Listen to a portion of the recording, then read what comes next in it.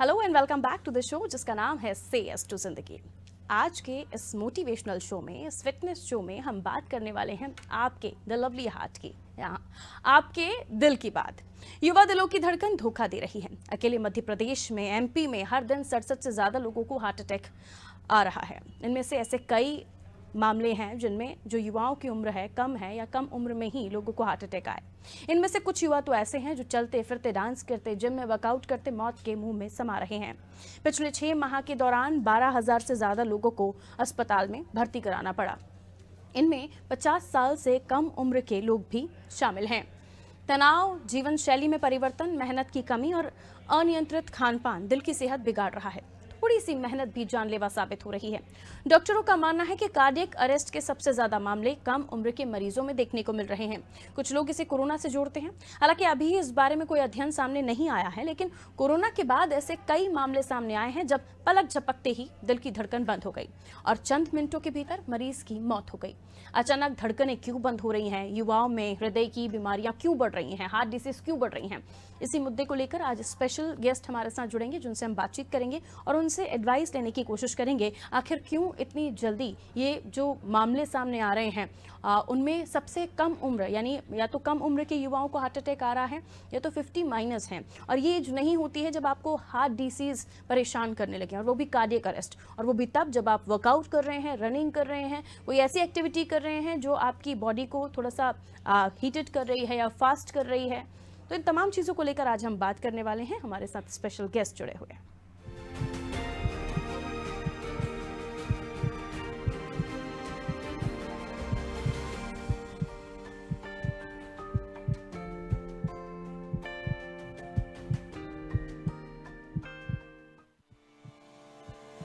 लोगों के दिल जवानी में ही टूट रहे हैं। टूटने का मतलब प्यार मोहब्बत में धोखा खाना नहीं है, बल्कि खान पान और जीवन शैली के कारण अचानक मौत के मुंह में समा जाना है। आए दिन ऐसे मामले देखने को आ रहे हैं जब चलता फिरता युवा अचानक गिर पड़ता है और फिर कभी नहीं उठता। सड़क पर चलते, शादी में नाचते, जिम में वर्कआउट करते, कुर्सी पर बैठे बैठे और भी अन्य जगह युवाओं की अचानक मौत हो रही है। मेडिकल की भाषा में इसे सडन कार्डियक अरेस्ट कहते हैं। हार्ट अटैक, कार्डियक अरेस्ट और हार्ट फेल की वजह से युवा कम उम्र में ही जान गंवा रहे हैं। हार्ट अटैक ब्लड क्लॉट की वजह से होता है, जो कॉर्नरी आर्टरीज में होता है। ब्लड क्लॉट के कारण खून के बहाव में रुकावट आ जाती है, जिससे दिल तक खून और ऑक्सीजन दिल तक नहीं पहुंच पाता है। वहीं हार्ट फेलियर का कोई एक अकेला कारण नहीं है, ये अलग अलग बीमारियों के कारण हो सकते हैं। Coronary artery disease, diabetes mellitus, hypertension, arrhythmia और दिल की अन्य बीमारियों के कारण हो सकते हैं। इनमें सबसे खतरनाक सडन कार्डियक अरेस्ट है। इसके लक्षण भी आसानी से पता नहीं लगते हैं। कार्डियक अरेस्ट होने पर हार्ट के इलेक्ट्रिकल सिस्टम में खराबी आ जाती है। इस दौरान दिल अचानक काम करना बंद कर देता है। हार्ट के सभी फंक्शन रुक जाते हैं। दिल के अचानक काम बंद करने से ब्रेन, लंग समेत अन्य महत्वपूर्ण अंगों का ब्लड नहीं पहुंच पाता है। ऐसे में धीरे धीरे मरीज की पल्स भी बंद होने लगती है और उसे बेहोशी आ जाती है। ऐसी स्थिति में अगर मरीज को समय पर अस्पताल नहीं पहुंचाया जाए तो मौत होने का काफी खतरा रहता है। अभिनेता सिद्धार्थ शुक्ला और सिंगर केके की मौत कार्डियक अरेस्ट से ही हुई थी। दोनों कम उम्र के नौजवान थे। इसके बाद जिम और डांस के दौरान कार्डियक अरेस्ट की कई खबरें सामने आई। युवाओं में कार्डियक अरेस्ट महामारी बनता जा रहा है। इसे रोकना बेहद जरूरी है। जीवन शैली में बदलाव करके इसे रोका जा सकता है। युवाओं को अपनी दिनचर्या बदलने की जरूरत है।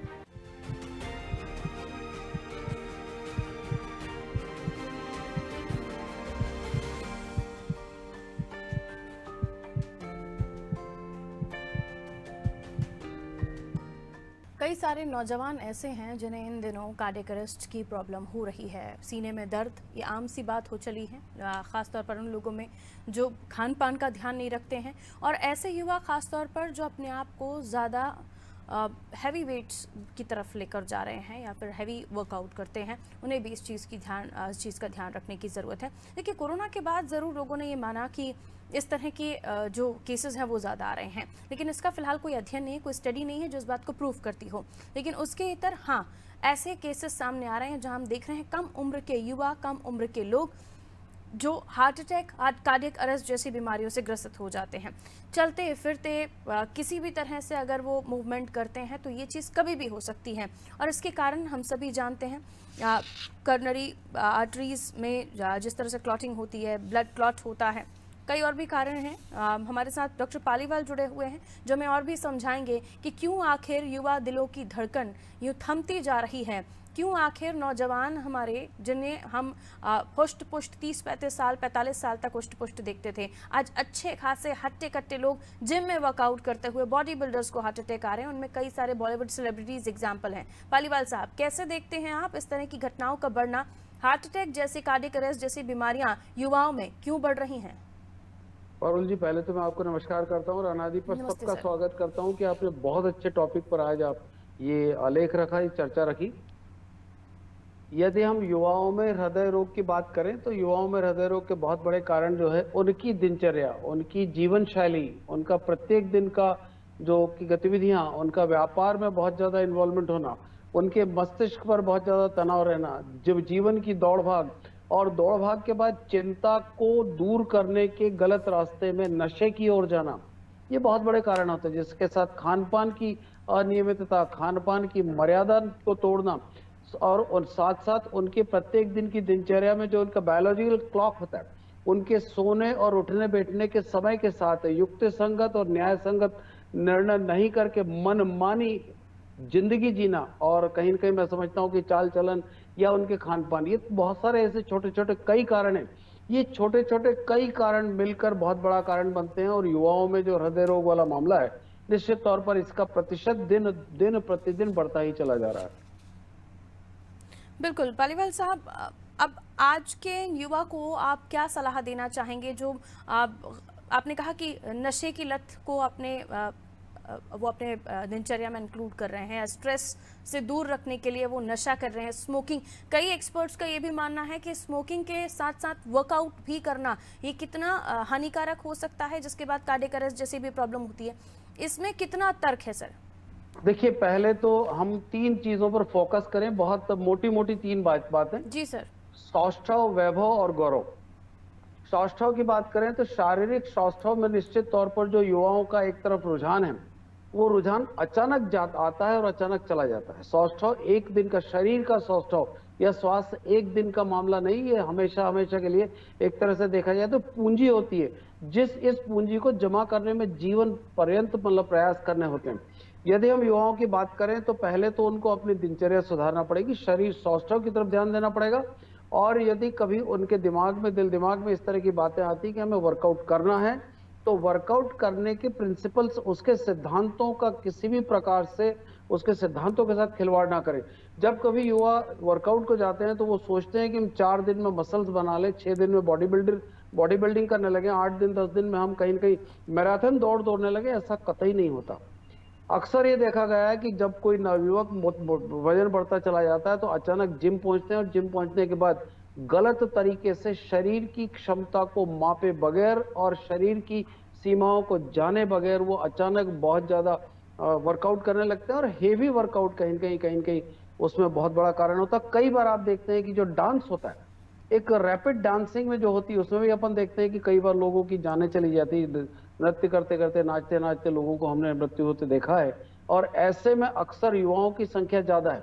आपको ये सोचकर सुनकर ताज्जुब होगा कि 50% दिल का दौरा 40 से कम उम्र की लोगों में पड़ता है।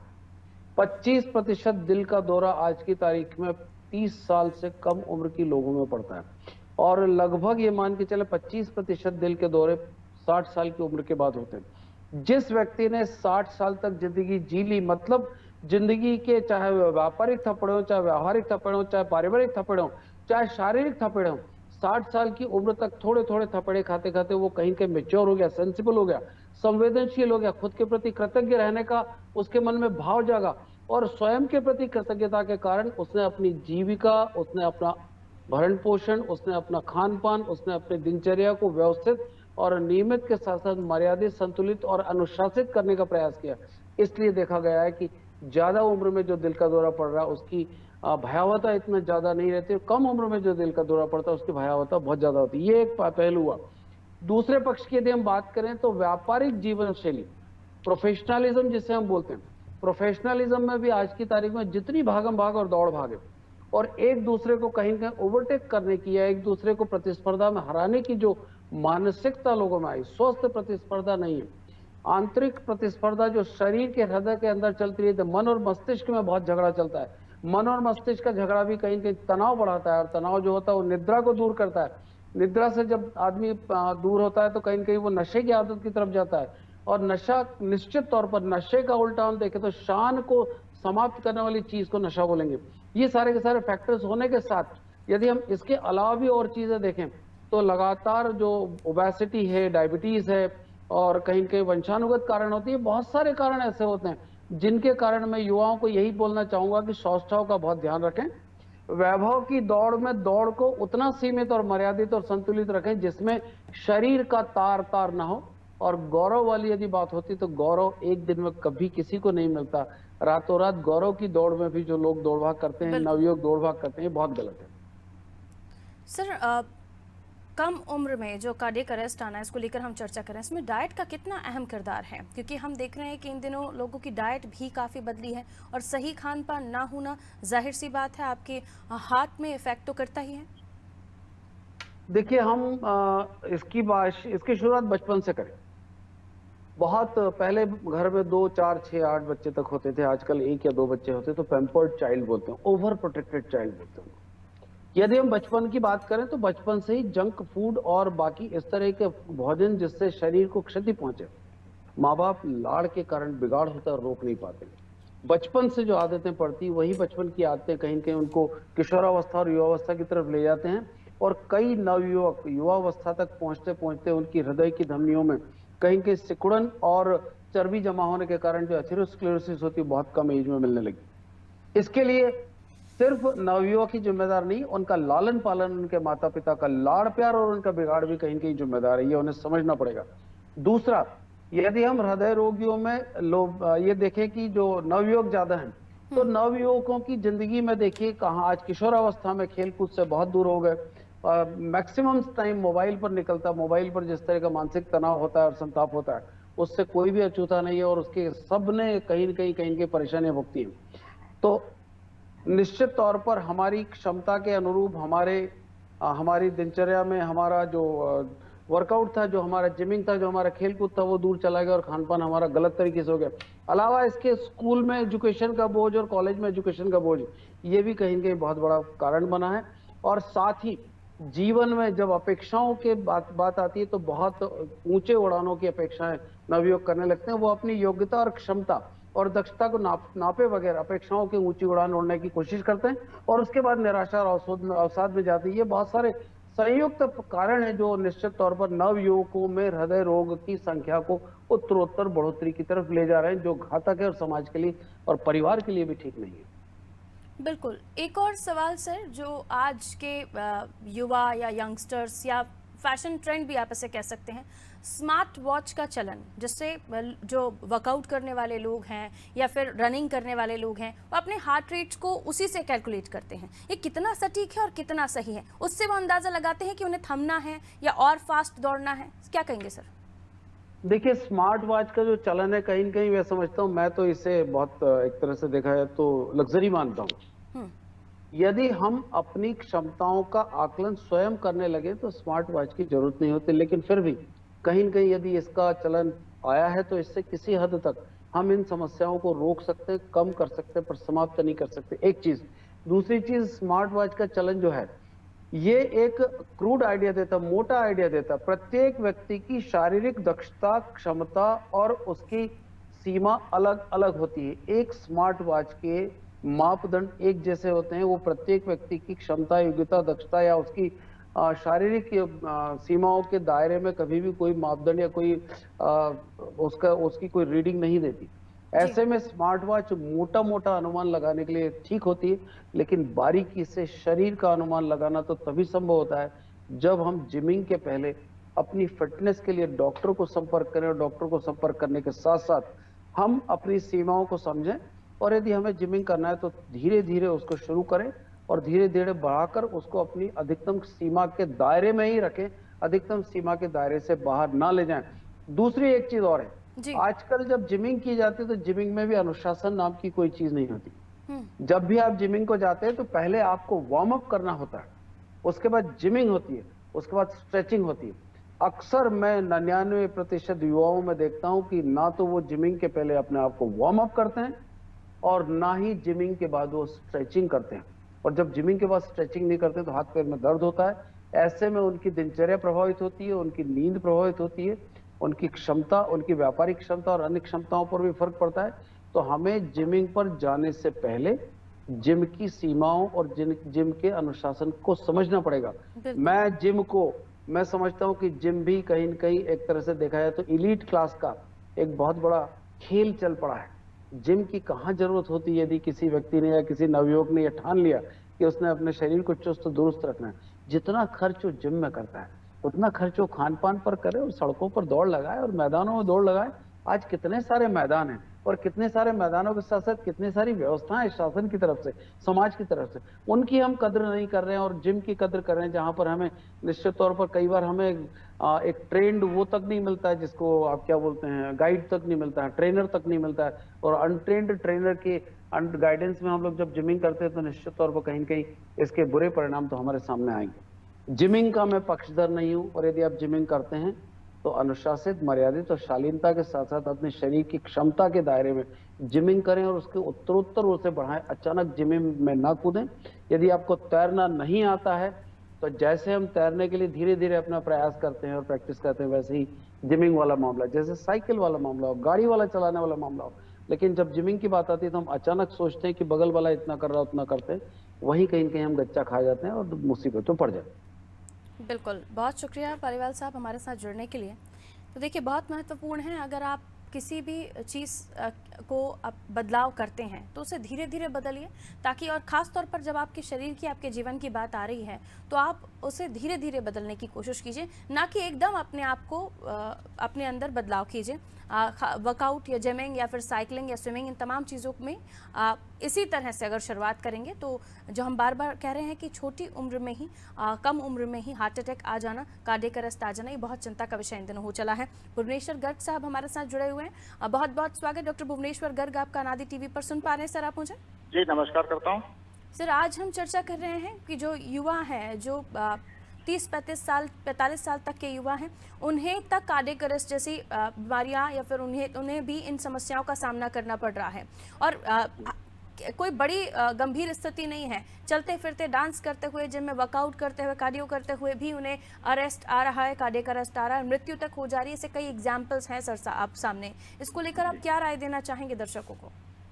देखिए पारुल जी, हम लगातार कई सालों से इस मुद्दे पर बात कर रहे हैं और कोविड के पीरियड के बाद से तो हम लगातार इस बात पे जोर दे रहे हैं कि सभी लोगों को, खास तौर से हमारे युवा वर्ग को, अपनी शारीरिक क्षमता के अनुसार मेहनत और श्रम करने की सीमा को पहचानना चाहिए।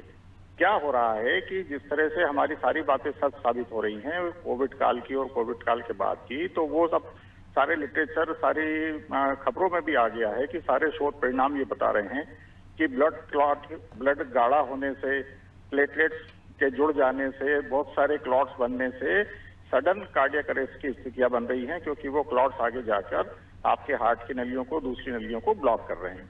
यहाँ मुद्दा ये है कि अनफॉर्चुनेट पार्ट हमारी इस युवा जनरेशन के साथ ये है कि पिछले 30 से 40 साल के पीरियड का अगर हम आकलन करें तो उसके पहले की जनरेशन, जो हमारी जनरेशन कह सकते हैं, जिनको तप के, जिसको कहते हैं ना, सोने को तपना पड़ता है तब वो कुंदन बनता है, तो इसी तरह से लोहे को पीट के जब उसको तपाया जाता है तो वो स्टील बनता है। तो इस जनरेशन के साथ वो स्थिति नहीं रही है। ये जनरेशन बहुत कुछ लाड़ प्यार में बिगड़ के खड़ी हुई है। इसको शारीरिक श्रम की तरफ लगातार अग्रेसित नहीं किया गया है। जरा सी बात पर उनके लिए लग्जरी उपलब्ध कराई गई है, चाहे वो गजेट्स हो, चाहे वो गाड़ी घोड़ा हो, चाहे वो लिफ्ट का प्रायोजन हो, चाहे वो एयर कंडीशन की लग्जरी हो। ये कोई भी जनरेशन के लोगों ने अपने आप को श्रम के साथ ढाला नहीं है, इसलिए जरा सा भी लोड पड़ने पर ये अपने आप को उस परिस्थिति में परेशानी में पड़ जाते हैं, क्योंकि उनके साथ ना तो फिजिकल कंप्लायंस होता है, जिसको हम कहें कि अगर कभी जरूरत पड़ जाए दौड़ने की तो वो 1 किलोमीटर 2 किलोमीटर नहीं दौड़ पाएंगे और हार्ट कंपेंसेट नहीं कर पाएगा ऑक्सीजन सप्लाई को, नतीजा हार्ट अटैक में कन्वर्ट होता है। इसी तरह से अगर उनके ऊपर कोई मुसीबत पड़े, जिसको हम लगातार कहते हैं कि पहले बच्चे को जब तक 2 थप्पड़ ना पड़ जाए तब तक पिता से उसकी बात नहीं होती थी। स्कूल में मार पिटाई कॉमन बात थी, गुरुदेव से पिटाई कॉमन बात थी, उसके अलावा खुद उसको अपने सारे छोटे छोटे संघर्ष खुद जीतने पड़ते थे, जिससे उसके अंदर एक ताकत आती थी परेशानियों से जीतने की। आज स्थिति क्या है कि वो लड़के बच्चे इस जनरेशन के किसी भी हाल वो संघर्ष नहीं देख रहे हैं, तो नतीजा क्या होता है, जरा सा भी संकट आता है तो वो अपना थ्रेशोल्ड खो बैठते हैं। आत्महत्या के प्रचलन बहुत तेजी से बढ़े हैं इसमें, क्योंकि उनके अंदर वो संघर्ष की क्षमता हमने डेवलप नहीं होने दी है। तो आज इसलिए ये स्थितियां विकट हो रही हैं कि आज की जनरेशन के हाथ में मोबाइल है, लग्जरी गैजेट्स हैं, रिस्ट वॉचेज हैं, उससे आप कहिए कि सुबह 4 बजे 5 बजे तो बहुत दूर की बात है, 6 बजे भी वो सो के उठ जाए तो वो नहीं उठेगा। वो समय के साथ नहीं चलना चाहता, सब वो चाहता है समय उसके हिसाब से चले। वो प्रकृति के साथ नहीं चलना चाहता, वो चाहता है कि प्रकृति जैसा वो चाहे वैसा हो। तो इसलिए संकट बहुत बढ़ रहे हैं, हार्ट अटैक बहुत बढ़ रहे हैं, आत्महत्या के प्रचलन बहुत बढ़ रहे हैं, क्योंकि हमने हमारी युवा जनरेशन को सोने की तरह तपाने की बजाय उसको लाड़ प्यार में जंग लगा लोहा बना दिया है। वो जरा जरा सी चोट पे टूट रहा है, चाहे वो शारीरिक चोट हो, चाहे वो मानसिक चोट हो, चाहे वो आर्थिक चोट हो। इसलिए मैं सबसे यहाँ कहता हूँ कि अपने बच्चों को खुला छोड़िए। आज पक्षी भी, जानवर भी अपने बच्चे को जहाँ दूध पिलाने की उम्र खत्म होती है वहां वो खुला छोड़ देते हैं। फिर उन्हीं को अपनी रोटी कमाना है, फिर उन्हीं को अपना बचाव करना है, फिर उन्हीं को लड़ झगड़ के अपने आप को जीवित रखना है। लेकिन इंसानी फितूर में क्या हुआ है कि 10-10, 20-20 बच्चे तो एक व्यवस्था का पार्ट से दूर हो गए हैं, लेकिन हमारे अमूमन घरों में जो पाल सकते हैं, जो संवार सकते हैं भविष्य, वो 1-2 बच्चों पे टिक गए हैं। और उसके चक्कर में, उस लाड़ प्यार के चक्कर में उन्होंने उनका जीवन, उनका भविष्य, उनका संघर्ष, उनकी सारी क्षमताओं को छीन कर दिया है।